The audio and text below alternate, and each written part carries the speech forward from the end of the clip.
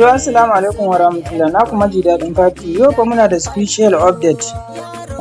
Mu ma yanzu already mun riga da mun hada nita, muna karɓan CFA daga Niger, daga ina ne duk ƙasar da kake, inda a ƙasar Afirka ne, Niger, Cameroon, wace tsiya, duk waɗanda suke so su yi 5-2 amma ba sa samun damar mai da shi CFA, shi yasa ba sa shiga. To yanzu ga dama ta samu, za mu yi maka komai. In ma withdraw ne za mu yi ma daga nan mu tura ma CFA ɗinka a nita ka je ka karɓa, ko kuma in kana da nita ɗin kai ma a tura ma a nita account ɗinka.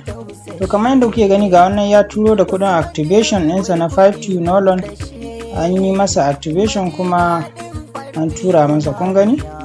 So insha Allah wannan shine account number, gashi nan 9037587000. Shine account number na nita din ga duk wanda zai sa kuɗi daga ƙasar Niger, ƙasar Cameroon ne, ƙasar Libya ne, ina ne, ko ina ma inda Afirka ne zaka iya turowa. Kuma mu ma withdraw za mu tura maka CFA a duk garin da kake.